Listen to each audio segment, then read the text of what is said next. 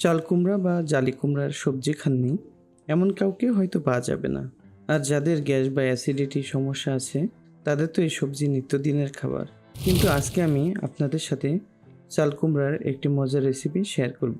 পুষ্টিগুণে ভরা চাল কুমড়ার পায়েস অসাধারণ লাগবে এভাবে বানালে। আর যাদের ডায়াবেটিস আছে তারাও স্বাচ্ছন্দ্যে খেতে পারবেন, কারণ চাল কুমড়ার গ্লাইসেমিক ইন্ডেক্স খুবই কম। হরে কৃষ্ণ। বিকে ভেজ রান্নাঘরের পক্ষ থেকে সবাইকে স্বাগত জানাই। আজকের রেসিপিটি দেখতে আপনারা আমাদের সাথেই থাকুন। আর আমি যেহেতু প্রতিটি রেসিপির পুষ্টিমানের তথ্য দিয়ে থাকি, সেজন্য ভিডিওটি স্কিপ না করে শেষ পর্যন্ত দেখতে থাকুন। ও হ্যাঁ, এই রেসিপিটি আপনারা একাদশীর দিনেও বানিয়ে খেতে পারবেন। তো চলুন শুরু করি। প্রথমে চাল কুমড়ার ছাল বা চোচা ভালো করে ছিলে নিতে হবে। দেখতে হবে যেন সবুজ চোচা চাল কুমড়ার গায়ে লেগে না থাকে। এবার চাল কুমড়াকে গ্রেট করার জন্য গ্রেডার নিয়ে ছোট ছিদ্র দিয়ে চাল কুমড়াকে গ্রেট করে নিতে হবে। ধৈর্য সহকারে সুন্দর করে গ্রেট করতে হবে।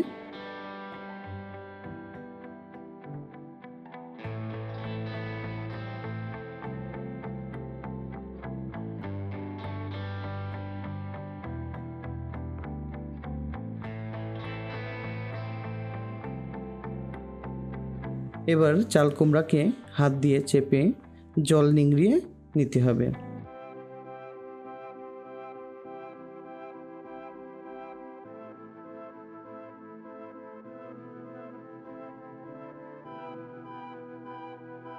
চাল কুমড়াটি চাপার পরে যে জলটি বেরোলো সেটা কিন্তু আপনারা খেতে পারবেন।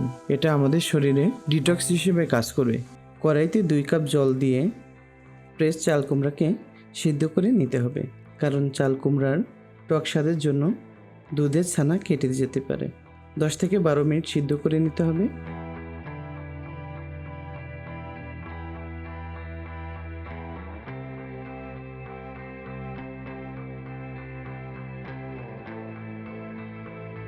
এবার পূর্বের মতন হাত দিয়ে প্রেস করে জল নিংড়িয়ে নিতে হবে।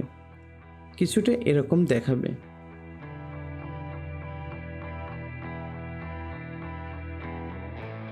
এবার কড়াইতে 1 চা চামচ ঘি দিয়ে ফ্রেশ চাল কুমড়াকে ভেজে নেব।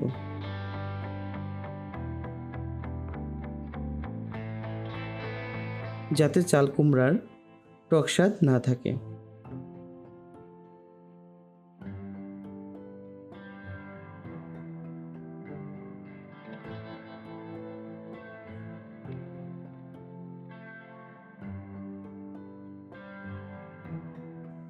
একটু ভাজা হয়ে গেলেই তুলে নেব।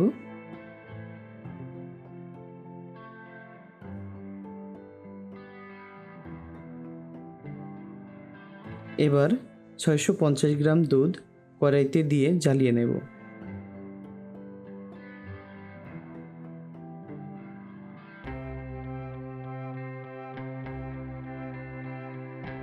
এর মধ্যে 35 গ্রাম ফুল ক্রিম গুঁড়া দুধ দিয়ে দেব।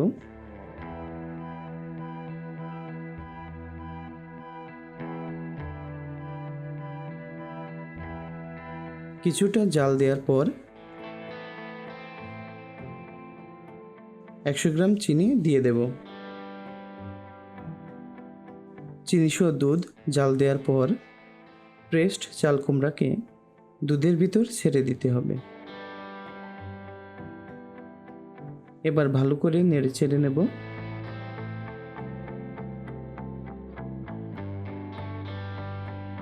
স্বাদ বৃদ্ধির জন্য এলাচ এবং তেজপাতা দিয়ে দিলাম।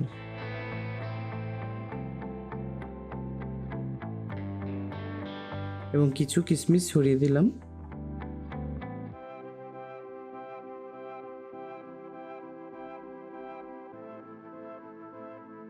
পাঁচ মিনিট ঢেকে রেখে খুবই অল্প আঁচে জাল দিতে হবে।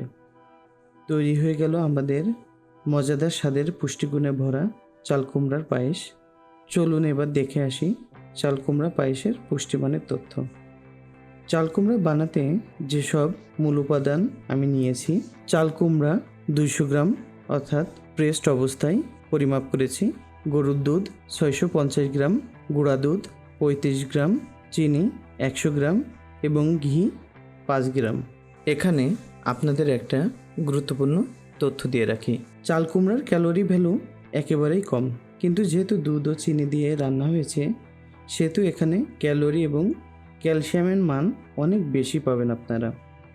এই চাল কুমড়ার পায়েস থেকে আমরা 1047 কিলো ক্যালোরি শক্তি পেয়েছি, প্রোটিন পেয়েছি 30 গ্রাম এবং কার্বোহাইড্রেট 143 গ্রাম। 1077 মিলিগ্রাম ক্যালসিয়াম পেয়েছি, আয়রন পেয়েছি 2.11 মিলিগ্রাম, ম্যাগনেসিয়াম পেয়েছি 152.7 মিলিগ্রাম এবং জিঙ্ক পেয়েছি 4.5 মিলিগ্রাম। আপনারা যদি চিনি বাদ দেন তাহলে এই খাবারটি ডায়াবেটিস রোগীদের জন্য বা ডায়াবেটিস ব্যক্তিদের জন্য অসাধারণ একটা খাবার হিসেবে ব্যবহার করা যায়। ভিডিওটি কেমন লাগলো অবশ্যই কমেন্ট করে জানাবেন এবং ভালো লাগলে লাইক করবেন। এরকম সুস্বাদু রেসিপি এবং খাবারের পুষ্টিমানের তথ্য পেতে আমাদের চ্যানেলটি সাবস্ক্রাইব করুন এবং প্রিয়জনের সাথে শেয়ার করুন। সকলকে ধন্যবাদ।